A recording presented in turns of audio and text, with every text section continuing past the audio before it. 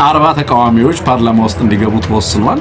በየቀበሌውና በየወረዳ ከተሞች ውስጥ ውጊያዎች ነበሩ። ዛሬ አማራ ክልል አጭበርብሬን ያሸነፍኩት እንዳይል የተደረገው ከዚህ ምርጫ ውጤት በኋላ የሚመጣው ነገር ጦርነት ነው ያሉ እንደዋዛ ቆጥረውታልና አብይ አህመድ ቀጣዩ ምን ያደርጋል? ሙሉ ለሙሉ የአማራ ህዝብ በዚህ ምርጫ ሂደት ውስጥ አልተሳተፈም ብሎ ፕራውድሊ መናገር የሚቻልበት ታሪካዊ አጋጣሚ ነው። ቀጥሎ ምን ይሆናል የሚለው ነገር ለሁላችንም አጓጉ የሚሆነው እሱ ነው። አንሙት በሌሎች ሀገራት ያሉ ተሞክሮዎችንም ማንሳት ፈልጋለሁ። አቤ ቅድም ሲያነሳ የነበረው በተለይ ህብረተሰቡ ስላለበት ሚና በቀጣይ ለሌላ ኃላፊነትና ትግል ህዝቡ እንዲዘጋጅ መመሪያዎችን ትላንትና አስረስም እንደዚሁ ሲያስቀምጥ ነበር። ቀጣይ እርምጃዎች ይኖራሉ፣ ወታደራዊና ፖለቲካዊ እርምጃዎች ማለት ነው። በሌሎች ሀገራት አንሙት እንደዚህ አይነት ሪግድ የሆነ ኢሌክሽን እንደዚህ አይነት ህዝብ ያልተሳተፈበት የምርጫ ሂደት ሲኖር ብዙ ጊዜ ኦፖዚሽን የሚባሉት ተቃዋሚ የሚባሉ ኃይሎች ምርጫውን ቦይኮት ያደርጉታል። በምርጫ ሂደቱ እንዳይሳተፉ ያደርጉና ህዝባዊ ተቃውሞ ነው የሚጠሩት። ኢትዮጵያ ውስጥ እንደዛ ለማድረግ የሚያስችልበት ሁኔታ የለም። ሌላኛው ጠንካራ ተቋማት ያሏቸው ሀገራት ጉዳዩን ወደ ፍርድ ቤት ይወስዱትና ሙሉ ለሙሉ ውጤቱ እንዲሰረዝ ለማድረግ ጥረት ይደረጋል። ተቋም ባለባቸው ሀገራቶች ነው እንደዚህ የሚደረገው። የምርጫ ተቋማት፣ የፖለቲካ ተቋማት፣ ጠንካራ ተቋማት ባሉበት ሀገር ነው እንደዚህ የምታደርገው። እንደዛ ተቋማት በሌሉባቸው ሀገራት ይህንን ለማድረግ የሚቻልበት ሁኔታ እንደሌለ ግልጽ ነው። ስለዚህ ኢትዮጵያ ውስጥ ፍርድ ቤት ይዤ ልሂድ ብትል ፍርድ ቤት ውስጥ ሄደህ የምታገኘው ኦህዴድን ነው። ታዛቢዎች እና የታዛቢዎችን ሪፖርት እንጠብቅ ብትል ታዛቢ ሆኖ የሚመጣው ኦህዴድ ነው። በኢጋድ በኩል ይመጣብሃል። ምርጫው ተመረጠም አልተመረጠም፣ ህዝብ ተሳተፈም አልተሳተፈም፣ ምን ያህል ከተሞች ላይ ምን ያህል የምርጫ ጣቢያዎች ላይ ምርጫ ተካሄደ ደዝማታ ምንም ፋይዳ የለውም። አጠቃላይ የምርጫው ሴሬሞኒያል ነው። የምርጫ ሂደትም ይመስል ነገር አዲስ አበባ ላይ ማሳየት አለብህ። የአይጥ ምስክር ድንቢጥ ነው። ኡሁሩ ኬንያታን ታመጣለህ፣ እሱ እንዲናገር ታደርጋለህ። ከዛ በኋላ ምርጫውን አሸንፌያለሁ ትላለህ። ተቃዋሚ ያልካቸው ሰዎች ራስ ያዘጋጃቸው ተቃዋሚዎች ናቸው። የሚሰጣቸው ነገር ይኖራል። በመሳተፋቸው ገንዘብ የሚያገኙ አሉ፣ ወንበር የሚያገኙ አሉ። እንደየደረጃቸው እንደየተሳትፏቸው የሚሰጣቸው ነገር እንዳለ፣ እንደየጥቅማቸው የሚሰጣቸው ወንበር የሚሰጣቸው ጥቅማ ጥቅም እንዳለ ግልጽ ነው። ሂደቱም ውጤቱም ተቋማቱም ይሄንን ውጤት ለመቀልበስ የሚያስችል እንቅስቃሴ ላይ ህጋዊ አሰራርን ተከትለ መደበኛ አሰራርን ተከትለ ይሄንን ውጤት እና የኢትዮጵያን ህዝብ ፍላጎቶች ለማስከበር የሚያስችሉ ፖለቲካዊ መፍትሄዎች የሉትም። መፍትሄዎቹ የሚሆኑት በሌሎች ሀገራት የሚደረጉት ለምሳሌ ተቃዋሚዎች ተመርጠው ቢሆን ኖሮ ግማሾቹ ፓርላማውን ቦይኮት ያደርጋሉ፣ አንገባም ፓርላማ ውስጥ ይላሉ። እነዚህ ፓርላማ ወንበር 40 ተቃዋሚዎች ፓርላማ ውስጥ እንዲገቡ ተወስኗል። ስለዚህ 40ውም ከመንግስት ጋር ተስማምተውና ድርድር አድርገው ወደ ፓርላማ የሚገቡ ናቸው። ቦይኮት ሊያደርጉ ይቅርና እነሱ ራሱ አስቀድመው እንደሚገቡ ከአገዛዙ ጋር ስምምነት ላይ ተደርሶ የእነሱ በሚወዳደሩበት የምርጫ ጣቢያ አገዛዙ ራሱ እንዳይወዳደር የተደረገበት ነው። ምርጫ ያልተካሄደባቸው አካባቢዎች ላይ ተካሄደም አልተካሄደም ኮሮጆና የህዝቡን ስም ወስደህ ራስ ምርጫውን የትም ቦታ ላይ ካርዶችን ታስገባለህ። ምርጫ ተካሂዷል ብለህ አፕሩቫል ትሰጣለህ። ምርጫ ቦርድ ራስነ፣ ታዛቢው ራስነ፣ ተቋማቱ ራስነ፣ የጸጥታ ተቋማቱ ራስነ፣ ታዛቢ ራስ፣ ሁሉ ነገር አንተ በሆንክበት ሂደት ውስጥ ምርጫ የሚባለው ነገር ውጤት አያመጣም። ስለዚህ በዚህ ሂደት ውስጥ የተሳተፉ የፖለቲካ ድርጅቶችን የፖለቲካ ፓርቲዎችንም ቀደም በተመለከተ አንሙት ሲያነሳ የነበረው ነገር አለ። እኔ በምርጫ ሂደት ውስጥ ለመሳተፍ ጥረት የሚያደርጉ ሰዎችም በእውነት ሀገሪቱ ለዲሞክራሲያዊ ለኤሌክቶራል ዲሞክራሲ ራሷን እንዳታዘጋጅ የራሳቸው ሚና አላቸው ብዬ ነው የማስበው። በዚህ ሂደት ውስጥ የሚሳተፉ ሰዎች የኢትዮጵያ ህዝብ ሀገሪቱ ያለችበትን ነባራዊ ሁኔታ እንዲገነዘብ አላደረጉትም የሚል እምነት ነው ያለኝ። በዚህ ሂደት ውስጥ መሳተፍ ለእኔ ዴሞክራት አያስብልም። በዚህ ሂደት ውስጥ መሳተፍ እኔ በእርግጥም በኢትዮጵያ ውስጥ ዴሞክራሲያዊ ስርዓት ለመትከል በሚደረገው ጥረት ውስጥ በጎ ሚናን ለመጫወት የተደረገ ዋጋ የተከፈለ ዋጋ አድርጌ አልቆጥረውም። አጠቃላይ የዚህን የማጭበርበር ሂደት ማጀብ አድርጌ ወይንም የዚህ የማጭበርበር ሂደት አካል ተሳታፊ አድርጌ ነው የምቆጥረው። በዚህ ሂደት አንሳተፍም ብለው ራሳቸውን ከሂደቱ ያቀቡ ግን ፓርቲዎች ክብር ይገባቸዋል የሚል እምነት አለኝ። ሌላው እንግዲህ ሌሎች ሀገራት ላይ የሚደረጉ አማራጮች ፓርላማ ከተመረጡ ፓርላማውን ቦይኮት ያደርጋሉ። ምክንያቱም ታማኝ የሆነ ምርጫ በሀገሪቱ ውስጥ አልተካሄደም ይላሉ። ተጠያቂነታቸው ለህዝብ ስለሆነ ተመራጮቹ የህዝብን ድምጽ ነው የሚያከብሩት። የህዝቡን ድምጽና የህዝቡን ስሜት ነው የሚረዱት እና የህዝቡን ድምጽ ነው የሚያስተጋቡት። ኢትዮጵያ ውስጥ የተመረጡት ሰዎች ያገዛዙን ድምጽ ነው የሚያስተጋቡት። ምክንያቱም የተሰጣቸው 40 ኮታም ቢሆን በአገዛዙ በጎ ፍቃድ የተሰጣቸው መሆኑን ስለሚያውቁ፣ ሌሎቹ ያው ራሱ አገዛዙ ስለሆኑ ምንም ነገር አንጠብቅም ማለት ነው። በእንደዚህ አይነት ሁኔታ ውስጥ ከህዝብና ከሀገር ላይ ምርጫ ሲገፈፍ የዲሞክራሲና የፖለቲካ ተቋማቱ የፍትህ ተቋማቱን በአጠቃላይ ይሄንን ማስተግበር የማይችሉ ሪቨርስ ማድረግ የማይችሉበት ሁኔታ ላይ ሲደረስ የሚደረገው ነገር ሁለት ነው። በአንድ በኩል የተጠናከረ ህዝባዊ ተቃውሞና ህዝባዊ እንቅስቃሴ ይደረጋል። በሌላ በኩል ግን የተደራጁ ኃይሎች ፓራላል ጋቨርንመንት ለማቋቋም ይገደዳሉ።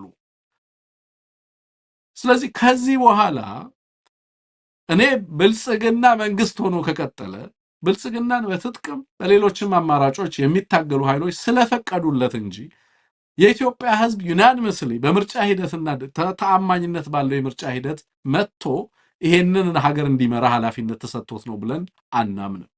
ስለዚህ ብልጽግና የሚቀጥል ከሆነ መንግስት መስርቶ ቀጥላለሁ ካለ ሌሎች ድርጅቶች ሀገርን ለዚህ ቡድን አሳልፈው ለመስጠት በጉልበት ለሚነጥቃቸው ቡድን አሳልፈው ለመስጠት ፈቅደዋል ማለት ነው ብዬ ነው የማስበው። ስለዚህ የተጠናከረ ፖለቲካዊ እንቅስቃሴዎችን ኤክስፔክት አደርጋለሁ። በቀጣይ በርካታ ኃይሎች በሀገሪቱ ውስጥ ምርጫው እንዳይካሄድ ለዓለም አቀፉ ማህበረሰብ ማሳየት ነበር የሚጠበቅባቸው። ዛሬ አፋብን ሙሉ ለሙሉ በአማራ ክልልም በበርካታ የሀገሪቱ አካባቢዎችም ኦኤልኤንም ጨምሮ በነገራችን ላይ አንሙት በበርካታ የሀገሪቱ አካባቢዎች ላይ ይሄ ነገር እንዳልተካሄደ ምርጫ የሚባል ነገር እንዳልተካሄደ ለዓለም አቀፉ ማህበረሰብ በይፋ አሳይተዋል። አፋብን ሙሉ ጦርነት በማድረግ ከተሞቹን ኢንጌጅ አድርጎ ነው የዋለው።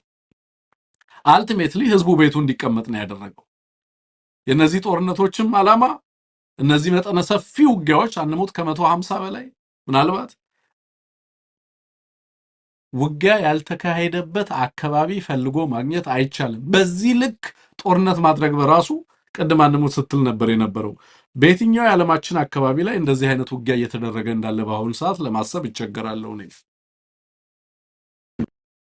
በጣም ማሲቭ የሆነ የኃይል ሞቢላይዜሽን ነው አንሙት። በርካታ አካባቢዎች ላይ ነው ከተሞቹ ላይ ሙሉ ለሙሉ ህብረተሰቡ ቤቱ እንዲቀመጥ ያገዛዙ ኃይል ደግሞ በውጊያ ኢንጌጅ እንዲያደርግ ተደርጎ እለቱን ምርጫ በመምረጥ ሳይሆን አገዛዙ ራሱን በመከላከል እንዲያሳልፍ ለማድረግ ከፍተኛ ስራዎች ናቸው የሰሩት። በዚህም ህብረተሰቡን እያስገደደ ምረጥ ሲል የነበረው ኃይል ያንን እንዳያደርግ ማድረግ ተችሏል። አማራው በግልጽ ኮሙኒኬት አድርጓል። ማድረግ የሚችለውንም ነገር አሳይቷል። የዚህ ሂደት አካል እንዳልሆነ በግልጽ ተረጋግጧል የሚለው ነገር ቅድም እንዳልኩት በሌሎች ሀገራት የሚደረጉ እንቅስቃሴዎች አሉ። ህዝብን ማዕከል ያደረጉ እንቅስቃሴዎች አንሙት የሲቪክ ማህበራትን ማዕከል ያደረጉ የፖለቲካ ፓርቲዎችን ማዕከል ያደረጉ እንቅስቃሴዎች ይደረጋሉ። እንዳልኩ ተቋም ስለሌለ ሀገሪቱ ውስጥ ተቋም በሌለበት ሁኔታ የሚካሄድ ምርጫ ስለሆነ አገዛዙ በሌሎች ሀገራት ኬንያ ላይ ቢሆን ይሄንን ሂደት ትቀለብሰዋል ሙሉ ለሙሉ። ፍርድ ቤቶቹ ነፃና ገለልተኛ ናቸው። የዲሞክራሲ ተቋማቶች አሉ። የፍትህና የህግ ተቋማቶች አሉ። የጸጥታ ተቋማቶቹ ገለልተኞች ናቸው። በእንደዚህ አይነት ሂደት ውስጥ ሙሉ ለሙሉ የህዝቡን ፍላጎት ልታሳካ የምትችልባቸውን ዲሞክራሲያዊ ምርጫ ለማካሄድ የሚያስችል አቅም ለመፍጠር እድል ይሰጣል። ኢትዮጵያ ውስጥ ባለው ሁኔታ ግን ያንን ማድረግ አይቻልም አንሙት። ምርጫው ባይደረግም አሁን አቤ ምንድነው ያለው? እንዳያጭበረብርም ጭምር እድል አልሰጠነውም ነው ያለው። እንዳያጭበረብርም አማራ ክልል አጭበርብሬን ያሸነፍኩት እንዳይል ነው የተደረገው። ማጭበርበርም አትችልም፣ ምክንያቱም ኮምፕሊትሊ ያልተካሄደ። ሲካሄድ ነው የምታጭበረብረው፣ እድሉን ስታገኝ ነው የምታጭበረብረው። ስለዚህ አላካሄድክም ነው። ባላካሄድክበት ሂደት ውስጥ ህዝባችን በአንተ ስርዓት የሚተዳደርበት ግዴታ የለም፣ ህገ መንግስታዊ ግዴታ የለም። ከዚህ በኋላ ፖለቲካል ፓራሊሲስ ነው የሚመጣው። አንሙት ፖለቲካል ፓራሊሲስ ነው። በአማራና በዚህ አገዛዝ መካከል ህጋዊ የሆነ ግንኙነት ከዚህ በኋላ አይኖርም። በፊትም የለም። ኦፍ ኮርስ ጦርነት ነው ያለው። the only defining relationship between the state እና የፌደራል መንግስቱና በአማራ ህዝብ መካከል ያለው ብቸኛው የግንኙነት አግባብ ጦርነት ነው የነበረው። አሁን ላይ ደግሞ ጦርነትንም ቢሆን ለማወጅ የሚያስችል ቅቡልነት ከዚህ በኋላ የአማራ ህዝብ የራሱን መንግስት ቢያቋቁምም የማይገደድበት ደረጃ ላይ ደርሷል ማለት ነው። አሁን ሁሉ ነገር ተመቻችቶልሃል።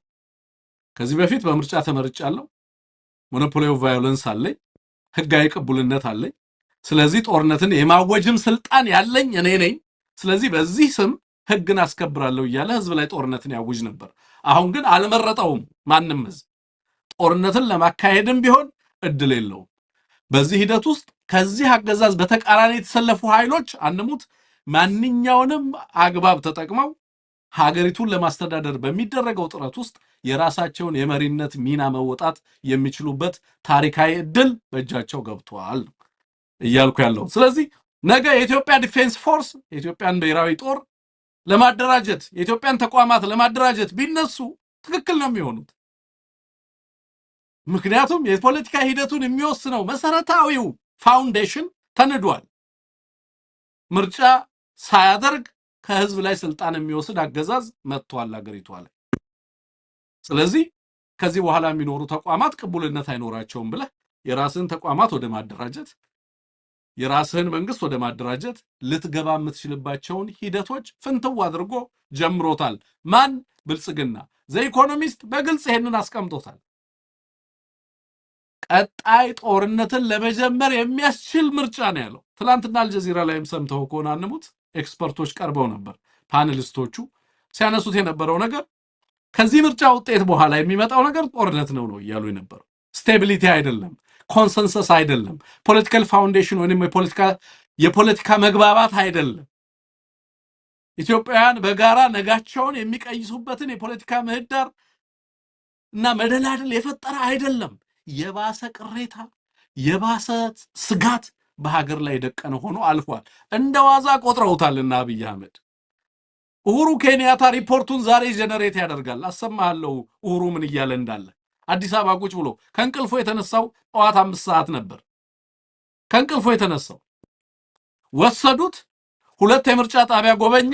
ከዛ በኋላ ቃለ መጠየቅ አረጉለት። ይሄንን መግለጫ ሰጠ።